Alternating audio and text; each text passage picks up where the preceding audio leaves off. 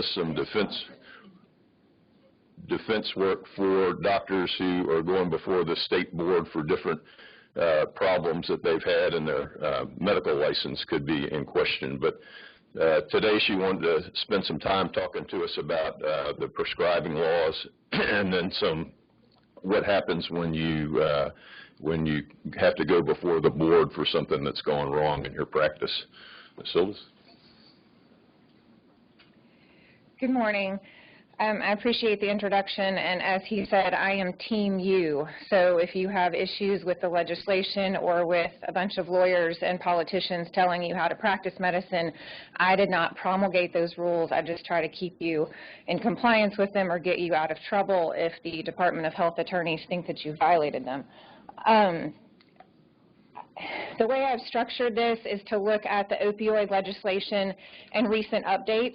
There was amendments to the legislation and the statutes back in April, and then just in approximately the last 2 months, there have been changes with the Department of Health and the Board of Medical Examiners and the Board of Osteopathic Examination addressing mandatory minimum penalties in the event you are found in violation of one of the prescribing laws.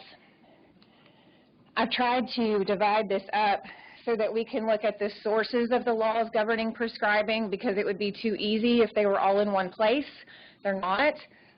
Look at the actual limitations on your prescription writing in terms of quantities, dosages, and circumstances, the actual required review and documentation in the context of prescribing, and then the repercussions if you're found in violation. And I'm going to touch on what the investigatory process looks like and then what these mandatory minimum disciplines are. I'm not going to go through all these, but just to give you an idea of how overwhelming the law is in this area, this is a list of several different statutes that apply. So this covers the quantities that you can prescribe. It covers when you have to register with the Controlled Substance Monitoring Database. It requires the exceptions, covers the exceptions to certain prescribing rules. In addition to the actual statutes, you also have the rules and regulations from the Board of Medical Examiners and from the Board of Osteopathic Examination. If you go to the Department of Health website, you can click to a search engine database that will allow you to look at the statutes, but the statutes available to you are not limited to those governing prescribing. You get access to the entire statutory scheme for every area of Tennessee law, so that doesn't really help you get anywhere. They do, though, have links to the Department of Health and Osteopathic Examination rules and regulations, and then by now I assume that most of you are also familiar with the chronic pain guidelines, which I believe are now in their third version. So the way the statutory scheme is set up is that the starting point is a 3-day supply. So the starting point is you shall not prescribe more than a 3-day prescription and more than a total of 180 MMED. I caution you to pay attention that the way the statutes are worded is in terms of your morphine milligram equivalent dose. If you look in the chronic pain guidelines from time to time, they will refer to the daily dose. So just make sure that you, when you look up the limitations, are paying attention to whether it's your MMED or your MEDD, because there's a big difference. The other absolute starting point is that you may not treat a patient with an opioid more frequently than once every 10 days. And this has been talked about in the context of it actually creating a post-operative dilemma, because there have been surgeons who, in theory, would like to start with a lower dose of an opioid, say for the 3 days, then evaluate the patient at an early post-operative appointment, and then decide at that point whether the patient's pain and circumstances warrant an additional prescription. But under the statute, you can't do that if you start with a 3-day prescription, because you're limited to 1 prescription in a 10-day period. So the only exception to that 10-day limitation is if the patient has an adverse reaction to the original prescription, and then there's a host of circumstances that have to apply in order for you to prescribe more than once in those 10 days. So the provider has to be part of the same practice that gave the original prescription. You have to have evaluated and assessed the patient, assess that adverse reaction, and determine they need a different course of treatment. You have to confirm with the dispenser that the remainder of the prescription has been canceled. You have to counsel the patient to destroy the medication, and then you otherwise have to conform to the statute, again, going back to the 3-day limit unless certain circumstances apply. So you can treat with more than a 3-day, but you have to follow certain requirements. You can only do 1 opioid per encounter. You have to conduct a thorough evaluation of the patient. You have to document, and I'm going to touch on this some more, but the documentation is key, that you considered a non-opioid and non-pharmacologic pain management strategy and document why those failed or why they weren't attempted. You also have to include the ICD-10 code for the patient's primary disease on the prescription when it's issued, and obtain informed consent and document the reason for treating with an opioid. The informed consent in this context, I have the rules in a few minutes, but it is not the standard risk-benefit alternatives discussed with patient and patient, which is to take home opioid. So that isn't going to cut it for this particular statutory scheme. It's detailed about what the informed consent has to include. So if you're going to do more than a 3-day supply, the next limitation is that you may not treat with more than a 10-day supply, and it cannot exceed 500 mmED. Of course, as you might imagine, there are circumstances when you, in your clinical judgment, feel that even a 10-day supply would not be enough, and there are specific circumstances carved out by the statutes for when more than 10 days is okay. The first is if the patient is going to have a procedure that is more than minimally invasive, and if you, in your medical judgment, have concluded that the risk of adverse reaction from the pain outweighs the risk of the patient developing a substance use disorder or an overdose event. In this situation, you can go up to 30 days and a total of 1,200 morphine milligram equivalent dose, and this is one of the statutes that was recently amended. So previously, it was up to a 20-day supply and an 850 mmED, but now you can do 30 days and 1,200. The other exception is that if there has been a reasonable trial and failure of non-opioid treatments, or there's been a contraindication or intolerance of non-opioid treatments, and there's medical necessity, and your sound medical judgment says they need up to a 30-day supply, so more than 10, up to 30. You can again do the up to 30 days for 1,200. When you write this particular prescription, though, you have to document on the prescription the phrase medical necessity. So the earlier exception, where it's more than a minimally invasive procedure, does not require any more documentation on the prescription other than the ICD-10 code. But in this situation, you also have to add a notation that it's for medical necessity. So here we go. If you're going a 3-day supply or less, or dosage less than 180 mmED, you do not have to document the ICD-10 code. This is another situation where the legislation wasn't crafted as well as it could have been. So no, that 3-day rule says you can do 3 days up to 180 mmED without having to justify why you would do more. So a prescription for a total of 180 mmED would be okay. This particular statute says you don't document the ICD-10 code if your dosage is less than 180 mmED. So a strict literal interpretation of the way the statute was written would say that even if you have a 3-day supply but it totals exactly 180 mmED, you should still document the ICD-10 code. I don't think that distinction was intended, but it is the way the legislation is drafted, and good luck arguing with Department of Health attorneys or anybody else that because you don't think the legislature really meant it that way, you didn't have to do it. I will also note that up until recently, there's not been a way for the Department of Health attorneys to confirm whether you're documenting the requisite ICD-10 code unless they had reason to investigate you, they subpoenaed your pharmacy records, and then they went through all of the prescriptions to see whether you had your ICD-10 codes on there.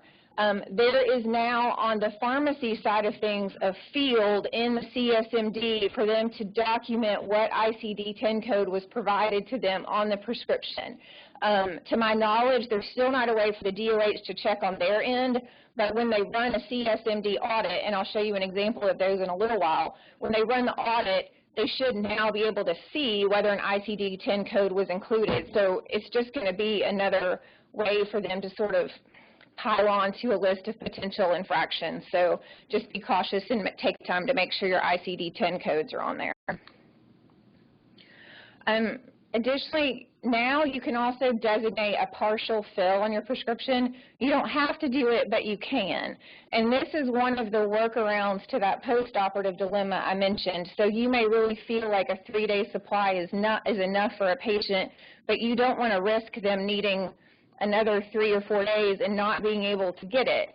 So you could do a prescription for 7, 8, 9, 10 days at the end of a procedure, but designate a partial fill so that only the first few days get filled before the post-operative visit, and then the rest would get filled afterwards. And of course, you have the opportunity to cancel the prescription if you don't feel like the rest of it is necessary.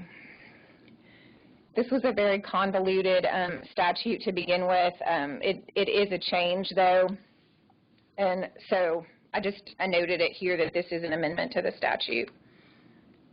So I mentioned the informed consent has a lot of requirements in this context. So it is statutorily defined as consent that is given in writing after sufficient explanation to enable the patient to make a knowing and willful decision.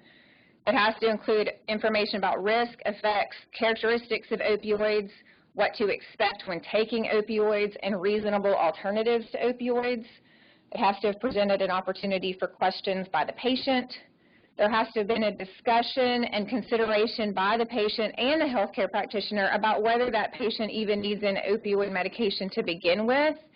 And if the woman is of childbearing age, which is statutorily defined as ages 15 to 44, that informed consent has to include information about neonatal abstinence syndrome. My recommendation, obviously y'all are in a hospital system right now, but when you're in clinics, you just need to have this informed consent pre-done. And it needs to be a different part of your chart that you do with each patient at the point that you believe that you're going to need to introduce an opioid into their management. I would also note that it would be prudent if you have discussions, particularly with the patients of childbearing age, and conclude that it doesn't apply to them, to document that. And in terms of, I had a physician who got in trouble for not counseling a patient about neonatal abstinence syndrome, but we pointed out that he had documented that she had had a partial hysterectomy, and so that took care of that.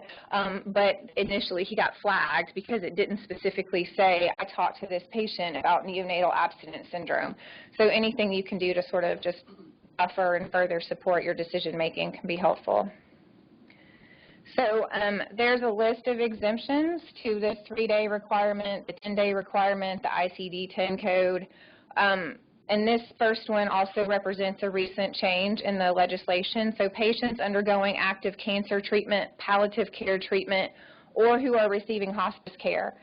The difference here is that the statute in pre-April referred to active or palliative cancer treatment, and there was a recognition by the legislature that a patient could be undergoing palliative care for reasons other than cancer.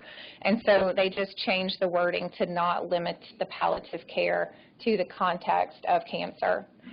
The statute has also added a definition that, again, is still a little broad, but they have statutorily defined palliative care, so specialized treatment for patients facing serious illness, focuses on providing relief of suffering through the multidisciplinary approach.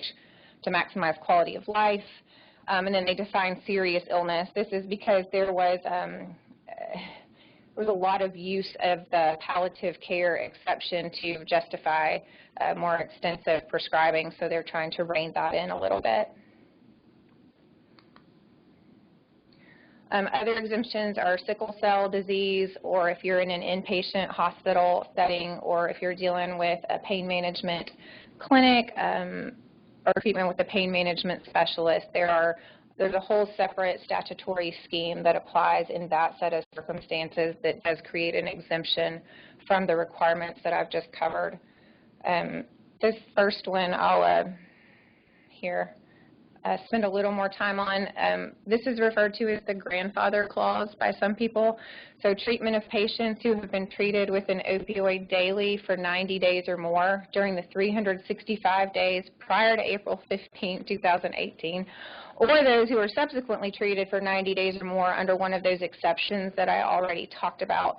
So this is how effectively your pre-existing chronic pain patient can get into the system and continue to be managed.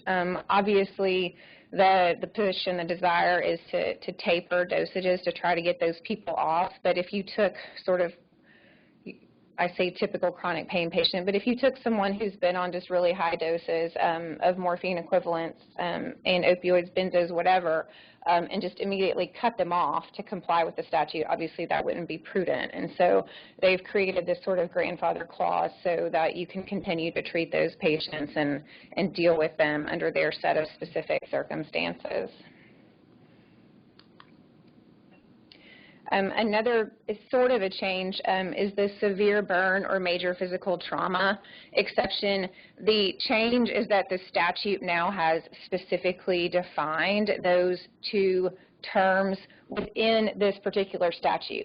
So the previous version of the statute actually referred you to another statute to get the definition of those terms, and now they've just incorporated the definition here. So your severe burn is injuries from thermal or chemical causes resulting in second or third degree burns, and then your major physical trauma is due to blunt or penetrating force that results in serious blood loss, fracture, significant temporary or permanent impairment or disability. So again, this is just showing you how that legislation used to be drafted, and it didn't give you a whole lot of guidance. If you're treating a patient, again, and you've determined one of these exemptions applies, you still document the ICD-10 code, and you also have to document the word exempt. So now you have situations where you do ICD-10 and medical necessity, if that's the reason for exceeding your 10-day supply, or in these circumstances, if you're exceeding the 10 or the 10-day supply, you're doing the ICD-10 code and the word exempt. The other addition to the statute is the carve-out for upper respiratory symptoms or cough. So effectively, your cough syrups are exempt from these rules, but you can't give more than a 14-day supply of those. So this is an entirely new addition. So the other thing that kind of weaves its way into all of this is the controlled substance monitoring database, and I hope by now that everyone is familiar with it. If you prescribe or dispense in Tennessee on more than 15 days in a calendar year and are required to have a DEA registration, you have to be registered in the CSMD, and you have up to 30 days after you get your DEA registration to get registered. You have to check the CSMD when prescribing any opioid or benzodiazepine at the beginning of a new episode of treatment prior to the issuance of each new prescription for the controlled substance for the first 90 days of a new episode of treatment. And I'm going to define new episode of treatment for you in just a minute, but basically, as you'll see in a minute, there are certain circumstances where you could, for example, do 3 30-day supplies, and you could give all of those to the patient at one office visit, and you would put fill dates for the second and for the third. If you just see that patient that one time, then that's when you would check the CSMD. If you see the patient that first time, but then have them come back to the office in a month for a recheck before you issue them a second 30-day prescription, you would have to check the CSMD again before giving them that second one. And then again, if you did a 1-month follow-up before giving them another, you would check it again, as long as that's the same episode of treatment. And this is another change, so you have to check the CSMD for that patient at least once every 6 months, as long as that particular prescribed controlled substance is part of their treatment plan. This change isn't as recent as the others, but it wasn't long ago that the requirement was once every 12 months. And the cases, it's recent enough that the cases that are still currently coming up before the Board of Medical Examiners, the 12-month rule is still applying. So this is still a fairly recent change, so it's once every 6 months. So then the practical question that I'm sure some of you at least thought about is, how do you manage that in a busy clinical practice or in an outpatient surgery setting? And physicians that I work with, I think that the most efficient way to do it is to just have a designated person in your office. That's their job. So every morning they come in and they pull the patient appointment list for the day, and they go ahead and run the CSMD report on all of the patients that are on the list, and that gets put with the patient's chart. So you as a provider have that available to you when you go in to interact with that patient. And practically, that makes sense from a time-saving perspective, because you may go in to talk to a patient and not know when you walk in the door that there's any chance that you're going to prescribe an opioid or a benzodiazepine to that patient. And if you decide in the course of working with the patient you want to do that, you have to leave that patient. You have to either run the CSMD report yourself or find somebody to do it for you, and then look at that information before you can make the decision about how you want to treat that patient. So if you just have all of that available to you on the front end, it can speed things up. Additionally, unless you're, have a lot of time on your hands and you're super organized, you're going to have some sort of, sort of calendar diary system to know when you've checked on a patient if you're just going to do it the one time every 6 months. Whereas if someone just as a matter of course runs it every morning for whoever the patients are on the list for that day, then you don't have to keep track of, has it been 5 months and 20 days, or has it been 3 months, or whatever the circumstance. You just know based on how your practice flows that you've done it because you've had it every day that patient's been in the office. So a new episode of treatment is a prescription for controlled substance that's not been prescribed within the previous 6 months. So that's one thing that you will have to keep up with, is when was the last time you prescribed that specific medication. If it was more than 6 months ago and you checked the CSMD then, well, you're still going to have to check it now because you're doing a new prescription. And as I noted, you can have an authorized delegate do this. Your authorized delegate can actually register in the CSMD as your authorized delegate. So they will actually have their own CSMD login, and that can be helpful on the back end in the event of an investigation, because the audit reports will show whether you logged in or they'll show whether someone logged in for you. So that data is all available on the audit reports on the Department of Health side of things. So the controlled substances that currently trigger a required check of the CSMD are all opioids and all benzodiazepines. The statute has vested the Commissioner of the Department of Health with the authority to add to the list of controlled substances that are going to require a check of the CSMD. To date, he has not, but there has been discussion of adding amphetamines. So just keep your ears open, because they may add amphetamines to the list that are going to require a CSMD check. The other time that you're obligated to check or have your extender check for you is if you have any reason to suspect that the patient is trying to obtain the prescription for some sort of unlawful means. So either they're doctor shopping, or you think that they're diverting the pills, or whatever the circumstance is. If you have any concern about that whatsoever, you need to be sure that you've checked the CSMD. I recommend documenting that you've checked the CSMD. And I'm not saying that you put the report that gets printed out for you into the patient's chart. I'm just saying it can be something as simple as CSMD checked. And you just just put that in the note when you're going through your assessment and plan in your note. If that assessment and plan includes an opioid or benzodiazepine, just as you're dictating, add the word CSMD checked, and then it's all there. Just make sure you did actually check it before you document CSMD checked. So as I mentioned, the Department of Health, they know you're checking. They do run audits, and I have some examples for you. So this is a provider audit from the Department of Health. So they can pull you up in the CSMD. It shows every date and time that you've either logged in or attempted to log in, shows your login status, and then the IP address for the location from which you logged in. The login status will show if it's an invalid login. And so an invalid login is typically a situation where you've gone through the first screen, but then you've forgotten your password, so you don't get all the way in. So that will show up on this audit if that's the circumstances. So then after the fact, what that leads to is questioning from a Department of Health attorney potentially about, well, what were the circumstances that led you to believe that you needed to log into the CSMD?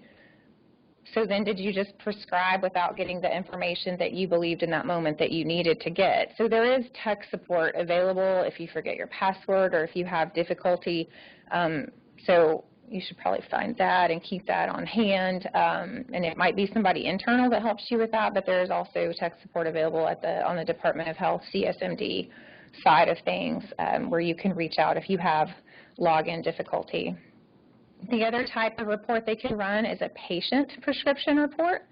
So they can pull up any patient and see what the patient's been getting, the quantities, who they've been getting it from, and they can piece things together that way. They get the immediate number for what that patient's current morphine equivalent is. Certainly some of those raise bigger flags than others, and depending on the reason for which they pulled the patient history report, then that can lead to further investigation and could potentially lead to you, even if you weren't the original reason, because you're going to fall under that prescriber column potentially. They also include at the back of the patient reports the conversion chart, so if anyone's curious, you can see what the Department of Health sees when they're calculating the morphine equivalent.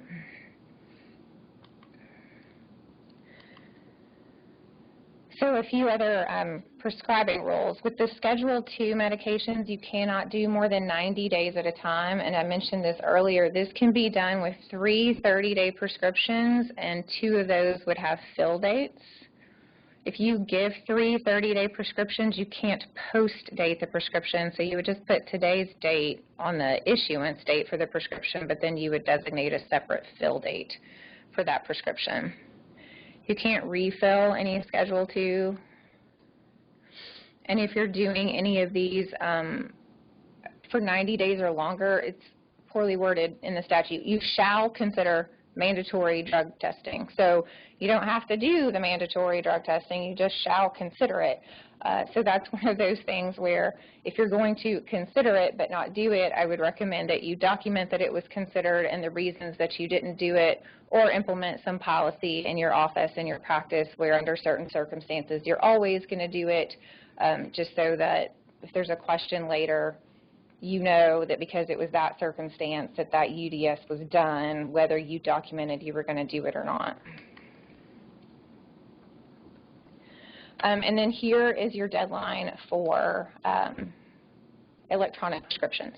So starting January 1, 2021, any prescription for Schedules 2 through 5 are going to have to be done via an electronic prescription.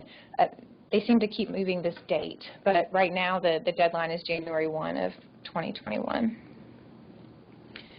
So this set of rules, real quick, I listened to a physician at the Board of Medical Examiners last week get put on probation for what I'm going to talk about right now. It is not restricted to Schedules 2 through 5. So it is a violation of the law for you to prescribe or dispense any drug to any individual unless you first done and documented the following about the patient.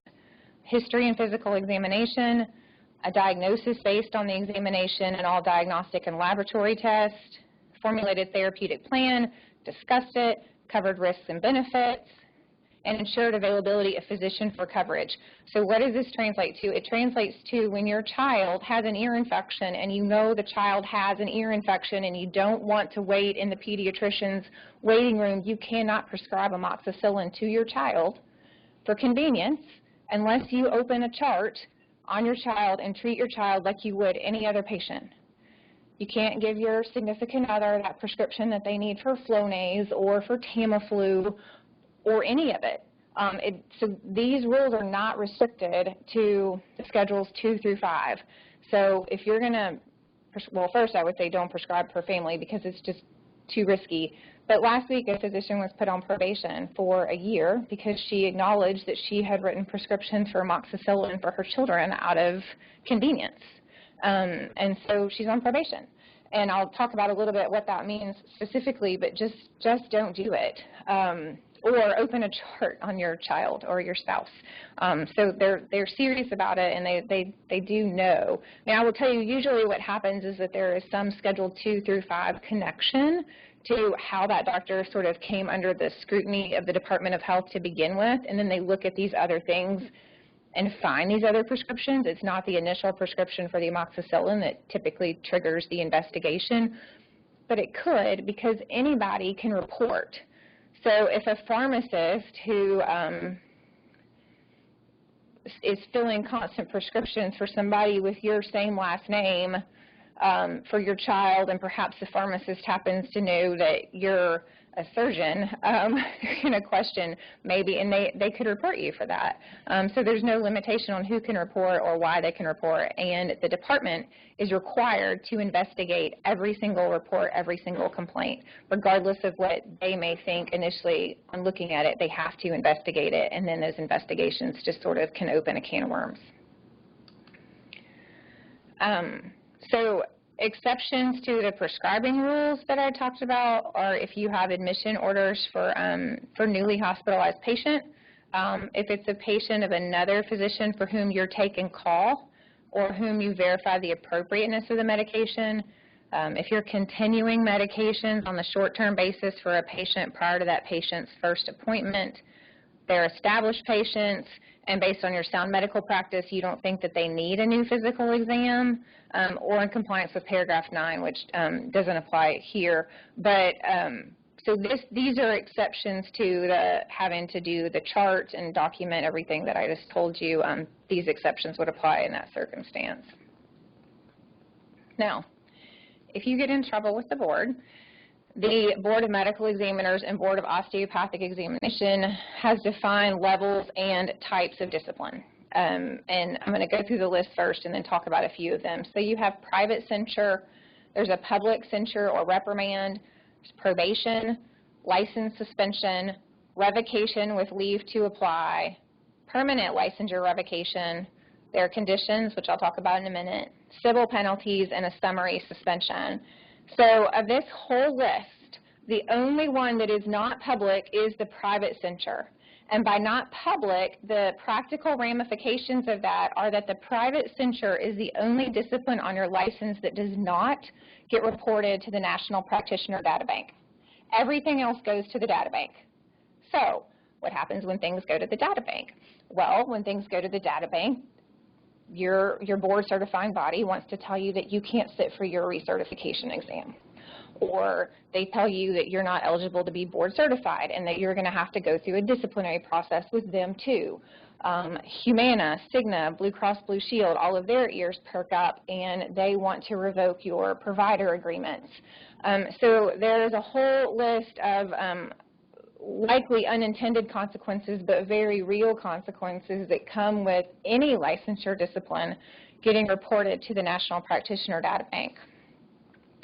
The public censure or reprimand is effectively, I mean, it kind of reads like a slap on the wrist. It's a letter that gets sent to you, and then it gets put into an order, but then that order gets attached as a link to your physician verification page on the Department of Health website.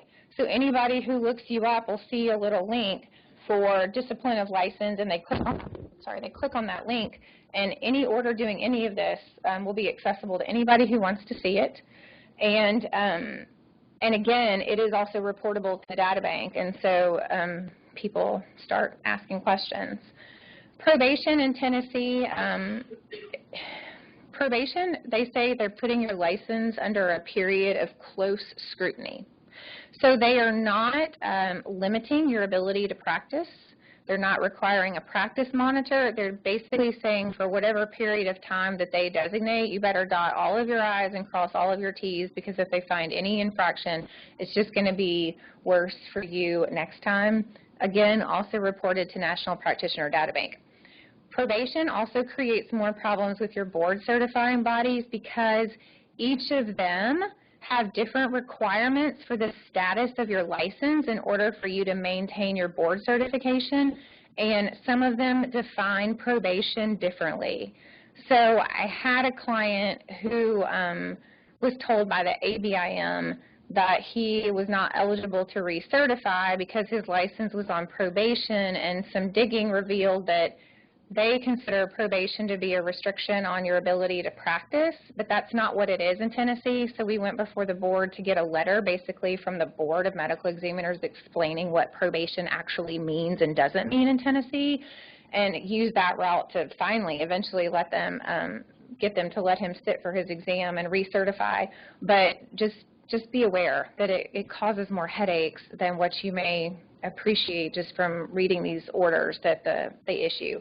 License suspension is just for a defined period of time. Revocation with leave to apply, they actually take away your license to practice, but they give you the opportunity to reapply for a medical license, but they're not obligated to give it back to you. Permanent licensure, you're out of luck. They've taken away your license. The conditions that we most often see are requirements that you attend various intensive courses. So frequently they will require physicians to attend the Case Western Reserve course on documentation or the Vanderbilt course on prescribing, and they'll make attendance and completion of those courses a condition to, for example, getting a probation lifted. They will also impose civil penalties, so those are monetary penalties that are assessed per violation, and then they can also do a summary suspension, but those don't happen very often. And then you can also be charged with the cost associated with any disciplinary proceedings. So if for whatever reason there's been a complaint filed against you, the way this whole process starts is with an investigation. The first thing you will get almost always is a letter, but usually it's one of two different letters. This is the letter that will come if they're asking for patient charts. So they're going to tell you you're being investigated for unprofessional, dishonorable, or unethical conduct, and they're going to ask you to submit a patient chart or charts to the identified investigator by a specific period of time. I encourage you to have a system in your practice where record requests that come from the Department of Health go straight to the physician to whom they are addressed and do not get processed through your normal process of records request. This letter is going to show up and have all the requisite documentation. So if you just have a designated administrative person in your office who fills medical records requests, that might get filled and that chart sent to the Department of Health and the physician not know about it. And that's actually what happened here. So it was 3 months later before this particular doctor knew he was being investigated by the Department of Health, because this letter just went through the normal fulfillment process in his clinic, and he had no idea that the Department of Health was looking into anything about any of his patient care. The other thing I encourage you to do is have someone put eyes on the chart that is going to the department. So I had a client who, fortunately, I was already working with. They got a request for a chart, and they sent it to me, and they had all of these checklists in the chart where they were figuring out whether the patient was at high risk for, abuse, diversion, all this sort of stuff related to opioids, and it was form after form after form, and they were all blank.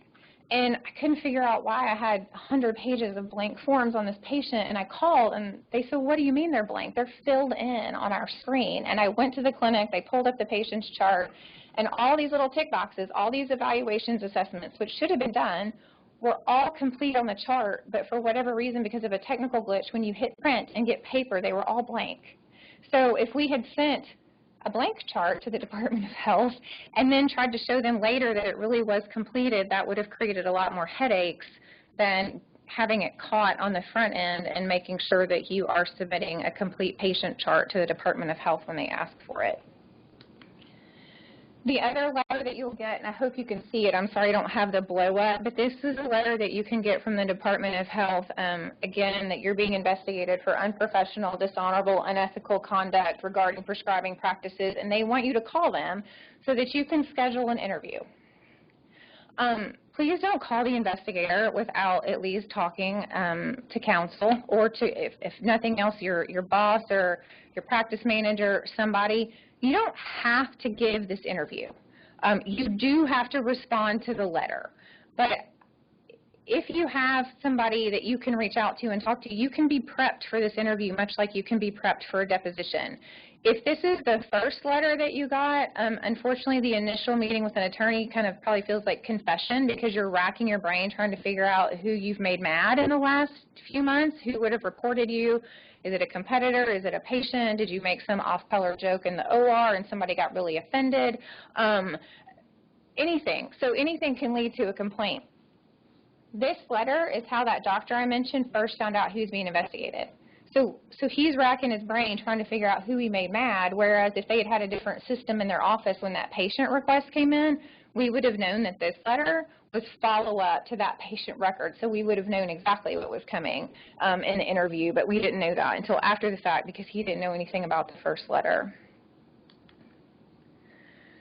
So once the investigation is complete, so they're going to request records, they're going to do their own investigation, they might interview you, they may interview colleagues of yours, they could interview pharmacists if they find a pharmacy where you've prescribed a lot.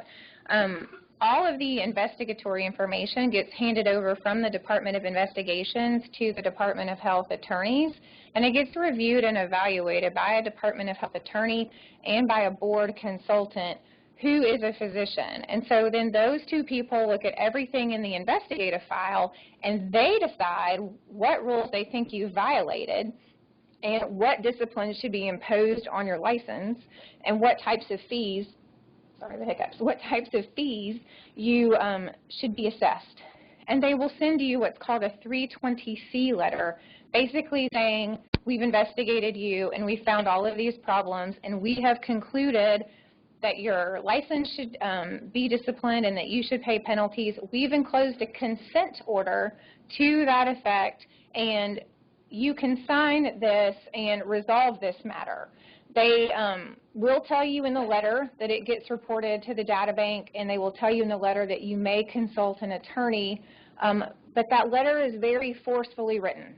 And it sounds as though the ultimate decision makers have decided that you've done something wrong and that you should be punished for that. But the actual decision makers are the Board of Medical Examiners. You don't have to sign the consent order that comes with this 320C letter. And I will caution you about the consent orders.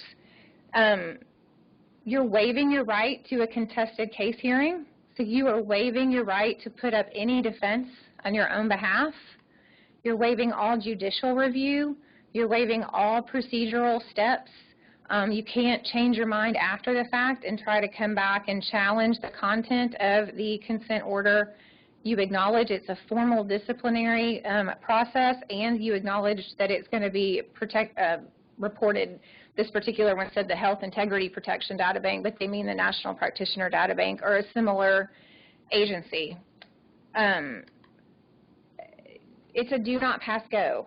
So in this order, you're saying, I agree that I did X, Y, and Z. I agree that X, Y, and Z was a violation of the law. I agree that my license should be disciplined. I agree that I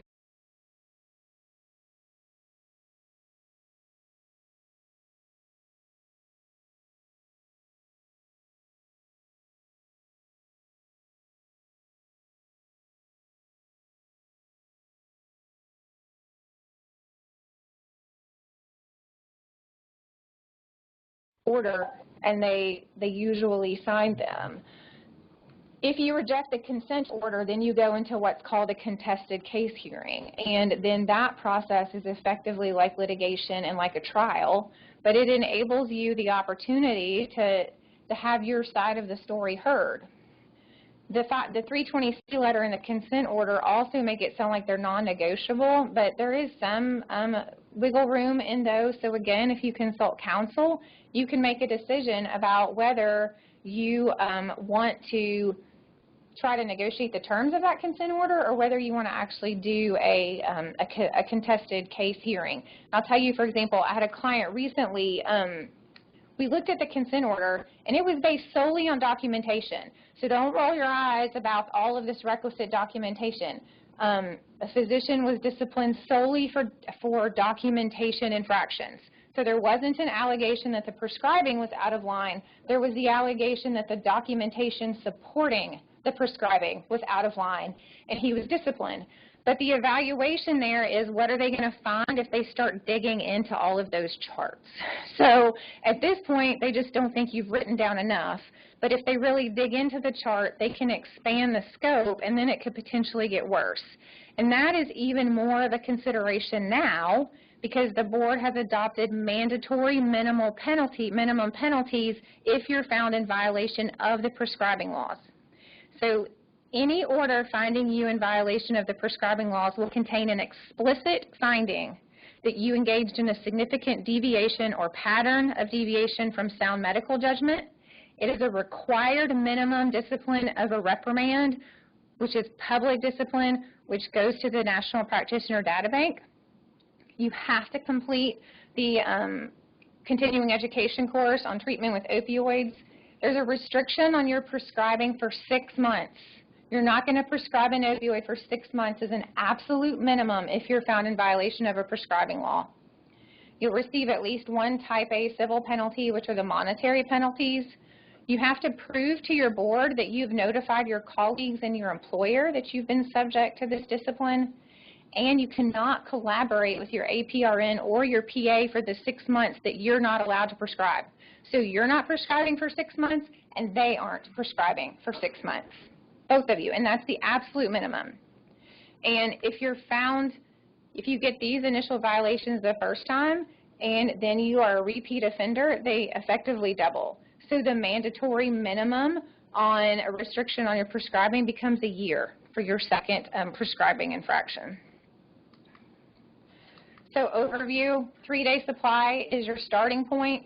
If you're going to go above that, you've got to make sure that an exception applies and make sure that you comply with the documentations on the prescriptions. No more than one prescription in a 10-day period. The workarounds, especially in a post-operative situation, is to do up to the 10 or even more if you can justify it, and just do a partial fill. Make sure your informed consent is in writing and that this informed consent complies with the statutory scheme. Don't call the investigator and agree to the interview without consulting counsel.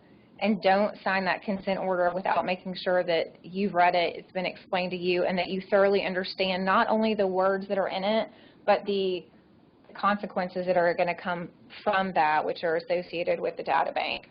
And then check the CSMD. Just implement a system, document that you've checked it, and then use that information. Thank you.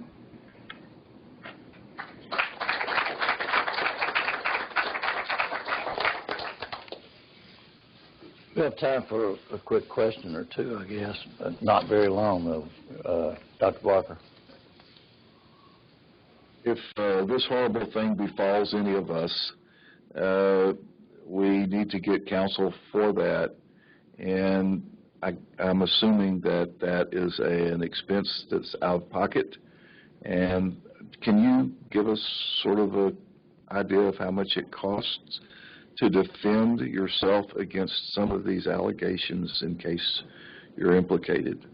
So the requisite attorney response is it depends.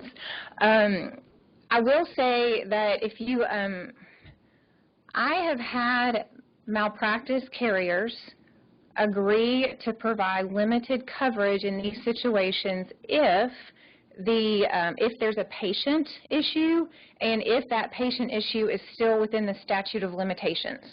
So if they look at the situation, they know it involves a patient, and there's still time for that patient to file a medical malpractice claim, then some of the carriers have extended coverage to their insureds to also cover the medical examiner's part, because they kind of see it as a benefit to defending a potential malpractice case. That's not the norm, but that has happened. So if you know it involves a patient, then it is certainly worth reaching out to your malpractice carrier.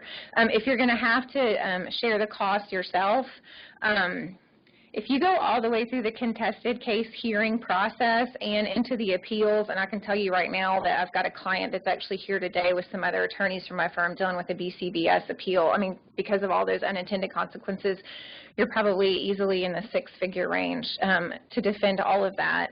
But then I've had others that we've taken care of for less than 10, and I think one less than even 5. It just sort of depends on what the issue is.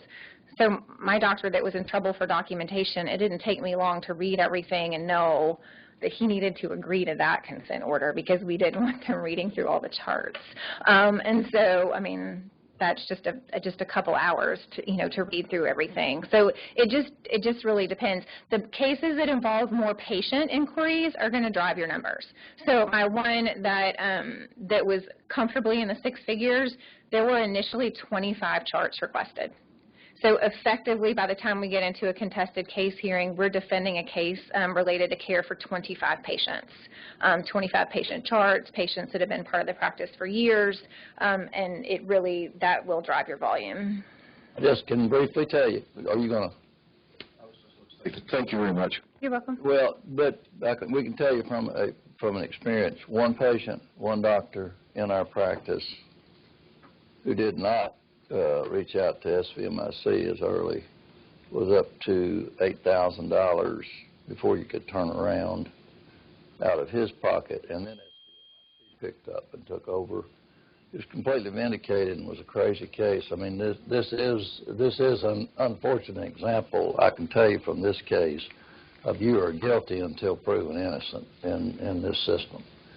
That, and we have other stories about just how good their record keeping is. One of them is mine, that my license had been discontinued for 3 months without me being notified, period.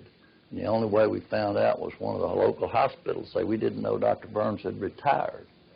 He said he hasn't. We called the licensing board and checked it out, and they had said, well, he called and told us that he wanted to discontinue his license 3 months ago. That had never happened.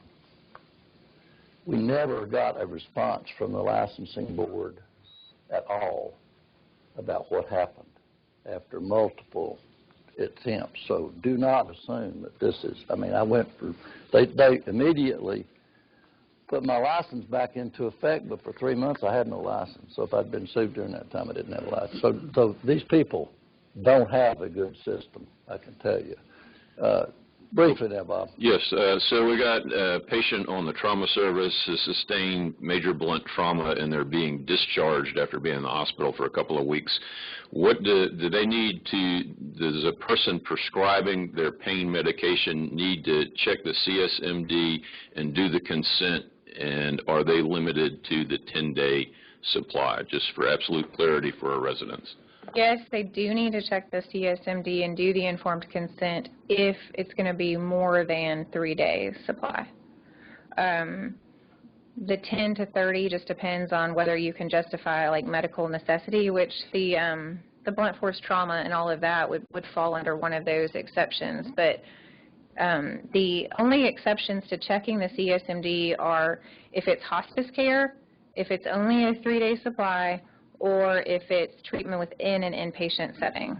So at the point of discharge, you're not within the inpatient setting, and those are the exceptions to checking the So being exempt doesn't mean that you don't have to check the CSMD and you don't have to do the consent. You have to do those, right? Yes, for the exemption to checking the CSMD doesn't apply, yes. Okay, and just real quick, there is a Hispanic consent now in Epic so we can consent our non-English speaking. And one other thing, I know we got something else to do, but if a patient comes in to have a gallbladder surgery that's seen in the outpatient setting by the attending, and the resident is going to write their prescription when they're released, do they have to, what about the CSMD? They have to check that if the attending didn't document that, and they would need to put that in the medical record, right? If they're going to prescribe for more than 3 days, yes, they need to check the CSMD, and the statute doesn't say you have to document that you checked it, but I just recommend that you do, because you're never going to remember 1, 2, 3, 4, 5, 6 years from now which patients you checked it on. So I just think that's prudent. But if you're talking about a less than 3-day supply in the same scenario, correct, you don't have to do that. Right. So if they're in the outpatient setting, or you've seen them sort of do an initial evaluation, and you're going to give them 2 days to just get them by until they can come back in and have their surgery, for that 2 days, you don't have to check it. Great. Thank you very much. You're welcome. We're going to break this. We're going to break a minute because we've got to do something before we finish. If you have other questions, I'm sure that Ms. Elvis would be glad to answer them. And this was a very complete and detailed. Thank you, and I'll be very brief because I know there's another group potentially coming in. But it's not often that we recognize someone, especially from another department, with a clinical faculty appointment within the Department of Surgery. And the last time I think this occurred, somebody can correct me if I'm wrong, was probably 15 years ago, which I've figured is about how long it takes somebody to live up to our standards. But we're going to do that today, and this individual has been described as intelligent, always available, confident, and I think for the people that are here, occasionally opinionated, which fits right in with the Department of Surgery. But I don't think that really the words can describe the value that this individual provides in education to medical students, residents, fellows, and faculty alike. And so I'm proud to present the newest Assistant Professor of Surgery at the University of Tennessee, to Dr. Bree Carter. So Bree, come up and we have a clip for you.